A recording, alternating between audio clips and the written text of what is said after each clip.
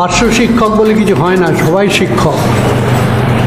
তাদেরকে আমি সংগ্রামী অভিনন্দন দিয়ে তাদের ডাকা সমগ্র শিক্ষা বাঁচাও আন্দোলন, এই যে কনভেনশন, গণকনভেনশন, এতে সামিল হতে পেরে আমি নিজে বেশ আনন্দিত এবং আপ্লুত।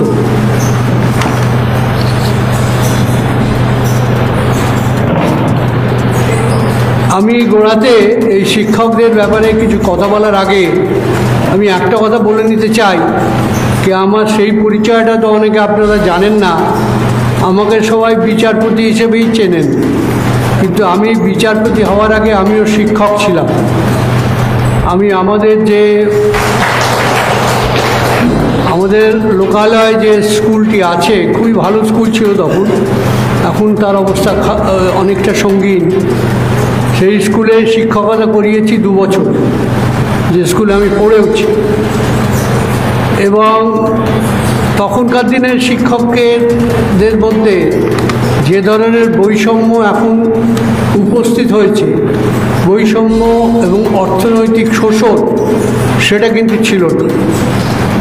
আমি শিক্ষকতা করেছি 1969 সাল থেকে 1971-72 অবধি। সেই সময় কিন্তু শিক্ষকদের একটা সামাজিক মর্যাদা এবং তাদের রাস্তায় এত নামতে হতো না, তাদের দাবি দেওয়া, ন্যায্য দাবি দেওয়ার ভিত্তিতে। আজকে যেটা হচ্ছে, এটার কিন্তু একটা ঐতিহাসিক কারণ আছে। আপনারা দেখবেন পৃথিবীর প্রতি জায়গায় যেখানেই স্বৈরাচারী শাসক নিজেদের শাসন ক্ষমতা কায়েম করেছে, যে কোনো জায়গায়, এটা ইতিহাসের শিক্ষা, সেখানেই কিন্তু তাদের প্রথম আক্রমণের স্থল হয়েছে শিক্ষা ব্যবস্থা। আমাদের পশ্চিমবঙ্গের শিক্ষা ব্যবস্থা আজকে বিকিয়ে গেছে। আজকে পশ্চিমবঙ্গের শিক্ষা ব্যবস্থার হাল অত্যন্ত করুণ, অত্যন্ত নিম্নমানের এবং প্রায় ভঙ্গুর, ভেঙে পড়েছে। আদালতে মামলা করা ছাড়া, মানে আদালতে মামলা শিক্ষক সমাজ থেকে যারা আছেন তারা যাচ্ছেন, করছেন, কিংবা যারা শিক্ষক হওয়ার জন্য পরীক্ষা দিয়েছেন তারা যাচ্ছেন। আদালতে কেউ শুধু শুধু যান না, শখ করে কেউ আদালতে যান না, কিন্তু সেখানে গিয়েও ঠিক সুরাহা সেরকম হয়তো মেলেনি, হয়তো কবে মিলবে। কিন্তু শিক্ষা ব্যবস্থায় পশ্চিমবঙ্গ সরকারের যে পুরো শিক্ষা ব্যবস্থার প্রতি পশ্চিমবঙ্গ সরকারের যে তাদের যে অভিপ্রায় বা তাদের যে রীতিনীতি, সেটা আমাদের পশ্চিমবঙ্গবাসী হিসেবে প্রত্যেককে অত্যন্ত লজ্জা দেয়। পশ্চিমবঙ্গ একসময় শিক্ষায় ভারতবর্ষের মধ্যে সর্বাগ্র স্থান অধিকার করেছিল, তো সে অবস্থা আজকে নেই। পশ্চিমবঙ্গের সাধারণ ছেলেমেয়েরা তারা কার কাছে শিক্ষা নেবে? এই সমস্ত যে সমস্ত কাগজের যে সমস্ত লেখা দেখি, পড়ি, দুর্নীতিগ্রস্ত লোক যারা অর্থের বিনিময়ে, বিভিন্ন সুপারিশের বিনিময়ে চাকরি পেয়েছেন, তারা কি কোনোদিন শিক্ষক হতে পারেন? এই প্রশ্ন সবার মনেই জাগে, আজকের ছাত্র সমাজের মনেও জাগে এবং জাগছে। এই সুরাহা কি সেটা তো আমরা জানি না। আমরা চেষ্টা করছি একটাই সুরাহা, এর বিরুদ্ধে লড়াই করা, সংগ্রামে নামা। আর এই পার্শ্ব শিক্ষকদের কথা বলতে গিয়ে বলতে হচ্ছে, এই 44,000 পার্শ্ব শিক্ষক আছেন সারা পশ্চিমবঙ্গে, প্রাইমারি এবং আপার প্রাইমারি মিলিয়ে। এবং আজকের দিনে এদের মাইনে, যারা প্রাইমারিতে পড়ান তাদের মাইনে 10,000 টাকা, আর আপার প্রাইমারিতে যারা পড়ান তাদের মাইনে 13,000 টাকা। এবং মাইনে বাড়ার কোনো লক্ষণ নেই। এবার মাইনে বার্ষিক 3% ইনক্রিমেন্ট হয়, কোনো স্কেল নেই, কিচ্ছু নেই। এবং 60 বছর অবধি এদের যে চাকরির স্থিরতা, সেটা বামফ্রন্ট আমলে হয়েছিল, এই সরকার সেটা করেনি। এবং 60 বছর অবধি এদের যে চাকরির স্থিরতা আছে, এই 10,000 টাকা মাইনে বেড়ে বেড়ে হয়তো 10,500 টাকা হবে কি 11,000 টাকা হবে। আজকের দিনে সেটা সম্পূর্ণ অপ্রতুল। সেখানে একজন রেগুলার টিচার মাইনে পাচ্ছেন, যেখানে প্রাইমারি টিচার পাচ্ছেন 10,000, রেগুলার টিচার পাচ্ছেন 35,000। ঠিক বলছি তো? যেখানে প্রাইমারি টিচার, আপার প্রাইমারিতে একজন টিচার পাচ্ছেন 13,000 পার্শ্ব শিক্ষক, সেখানে যারা রেগুলারে অ্যাপয়েন্টেড হচ্ছেন মানে স্কেল অনুযায়ী পাচ্ছেন 45,000। কিন্তু এই যে বৈষম্য, এই বৈষম্য সম্পূর্ণভাবে অসাংবিধানিক। আমাদের সংবিধানে একটা কথা আছে, এর উপর সুপ্রিম কোর্ট অনেকবার রায়ও দিয়েছে, equal pay for equal work, সম কাজে সম বেতন। আজকে এনারা এই যে কাজ করছেন পার্শ্ব শিক্ষকরা, তাদের সঙ্গে যারা ঠিকভাবে নিযুক্ত হয়েছেন শিক্ষক পদে, তাদের কাজের কোনো ফারাক নেই, কিন্তু মাইনে তারা 1/3 কম মাইনে পেয়ে তাদের সেই একই কাজ করতে হচ্ছে। এটা একটা চরম অর্থনৈতিক অসাম্য এবং শোষণ। এবং এই শোষণ করছে কে? শাসক দল। এই শোষণ করছে রাষ্ট্র। রাষ্ট্র যেখানে শোষণ বন্ধ করার অঙ্গীকার নিয়ে তারা ক্ষমতায় আসে, রাষ্ট্র যখন ক্ষমতায় আসে, যখন যে কোনো দল রাষ্ট্র পরিচালনার দায়িত্বভার গ্রহণ করেন, তাদের প্রথম কাজ হয় সংবিধানের অধিকার, আমাদের যে অধিকার আছে সেই অধিকার রক্ষার দায়িত্ব নিয়ে তারা আসনে বসেন, শাসন যন্ত্রতে তারা শাসনে তারা পদক্ষেপ করেন। এবং সংবিধানের প্রথম কথা হচ্ছে শোষণ মুক্ত সমাজ গঠনের কথা। সংবিধানের প্রস্তাবনায় আমরা, আপনারা জানেন যে বলা হয়েছে জাস্টিস মানে শুধু সোশ্যাল জাস্টিস বা পলিটিক্যাল জাস্টিস নয়, ইকোনমিক জাস্টিস, অর্থনৈতিক সাম্য, এর ওপর জোর দেওয়া হয়েছে। সংবিধানের ছত্রে ছত্রে অর্থনৈতিক সাম্যের জোর দেওয়া হয়েছে, অসাম্যের বিরুদ্ধে কথা বলা হয়েছে। এবং সেই যে আপনারা এটা মনে রাখবেন, এই যে সাংবিধানিক এই যে অধিকার আপনাকে কিন্তু কোনো সরকার দেয়নি।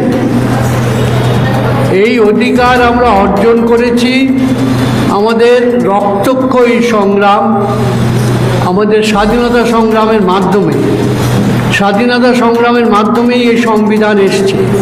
এবং সেই সংগ্রামের পেছনে লক্ষ লক্ষ ভারতবাসীর স্বার্থ ত্যাগ করে যে সংগ্রাম করেছিল, রক্তক্ষয়ী যে সংগ্রাম করেছিল, সমস্ত স্বার্থ বিসর্জন করে যে সংগ্রাম করেছিল, তার ফলে আমরা এই সংবিধান পেয়েছি। এই সাংবিধানিক অধিকার কোনো রাজ্য সরকার, কেন্দ্রীয় সরকার কিন্তু দেয়নি। তাদের দায়িত্ব, সাংবিধানিক গুরু দায়িত্ব হচ্ছে এই সাংবিধানিক অধিকারকে রক্ষা করা। এখানে রক্ষার পরিবর্তে তারা সাংবিধানিক অধিকার আমাদের যেটা আছে সেটাকে সম্পূর্ণভাবে লঙ্ঘন করছে। কোনো সাংবিধানিক রীতিনীতিতেই বলে না যে একজন পার্শ্ব শিক্ষক 10,000 টাকা মাইনে পাবেন, আর একজন যিনি শিক্ষক নিযুক্ত হচ্ছেন তিনি 35,000 টাকা মাইনে পাবেন। এটা কোনো সাংবিধানিক রীতিনীতিতে এটা কিছুতেই মানে এটাকে সাংবিধানিক দিক থেকে এটা শুদ্ধ বলা যায় না। আপনারা যদি আদালতে যান সমকাজের সমবেতনের জন্যে, তাহলে আদালতে আপনারা সুরাহা পেতে বাধ্য। আদালতের পথটা অত সোজা নয়, আমি আদালতে যেতে বলছি না। আন্দোলন করুন, কিন্তু আদালতে হয়তো আপনাদের যেতেই হবে, নাহলে এই সরকারকে আন্দোলনের মাধ্যমে বাধ্য করা খুব শক্ত। এই সরকারের গণ আন্দোলনের প্রতি কোনো শ্রদ্ধা নেই। গণ আন্দোলনে যারা যান তাদের নানা রকমের তাদের ওপর অত্যাচার হয়, পুলিশ লেলিয়ে দেওয়া হয় এবং তাদের গণ আন্দোলনকে খতম করার জন্য নানা রকম প্রলোভন দেখিয়ে কিছু লোককে ভাগিয়ে নিয়ে যাওয়া হয়। সরকার এই ধরনের কাজে লিপ্ত। কিন্তু একটি ব্যাপার নয়, বিভিন্ন গণ আন্দোলনে তারা এই কাজ করে থাকে। এবং সবথেকে বড় কথা, রিটায়ারমেন্টের পর তাদের কোনো বেনিফিট নেই। তারা খালি একটা বোধহয় এখন চালু করেছেন, একটা গ্র্যাচুইটি পাবেন, কিন্তু পেনশন নেই, কোনো মেডিকেল বেনিফিট নেই, কোনো লিভ বেনিফিট নেই, কোনো চাইল্ড কেয়ার ফেসিলিটি নেই, কোনো অ্যাকুমুলেশন অফ মেডিকেল লিভ নেই, কিচ্ছু নেই।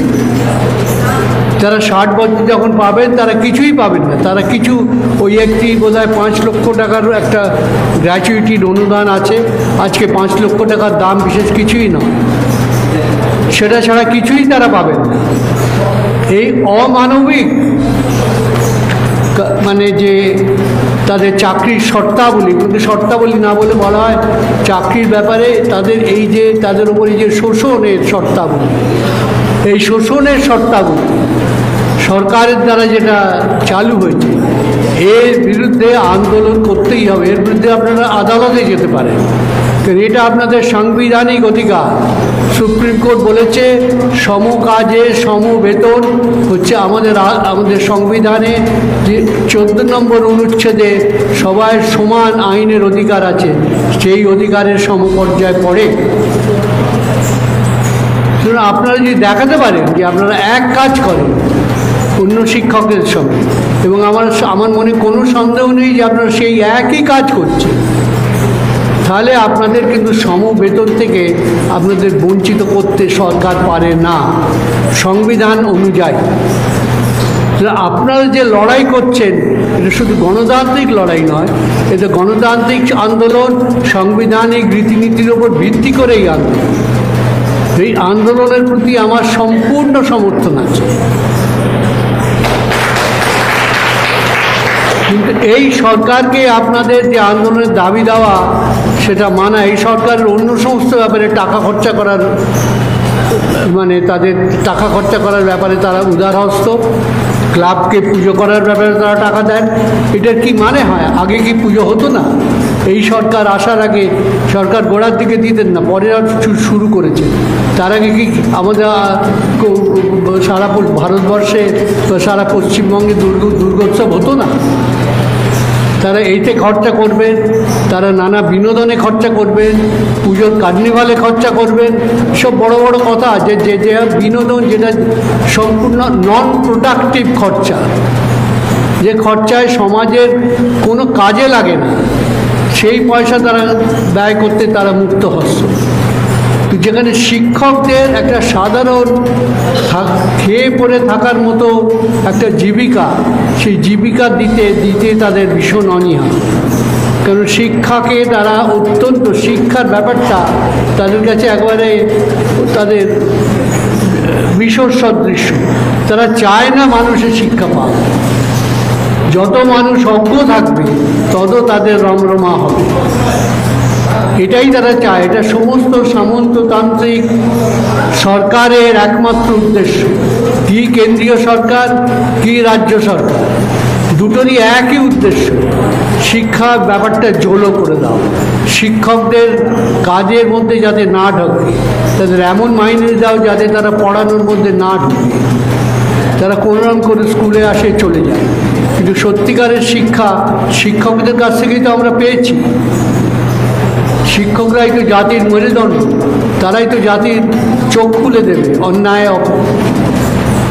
অনাচারের বিরুদ্ধে। এবং শিক্ষকরা সমাজের অত্যন্ত গুরুত্বপূর্ণ অংশ, তাদের এইভাবে অবহেলা করা একটা পাপ, একটা মহান।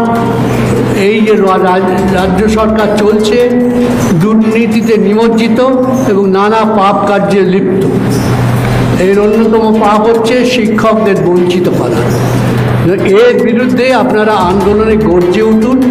আমার পক্ষে যতটা সম্ভব সাহায্য করার আমি করব, আগেও এসেছি, ভবিষ্যতে ভাবব। এবং আপনার আন্দোলনের আমি আশা করব আপনারা সুফল পাবেন। আন্দোলনে আপনাদের যে সমস্যা তার সুরা হবে, একদিন সুদিন আসবে। ধন্যবাদ।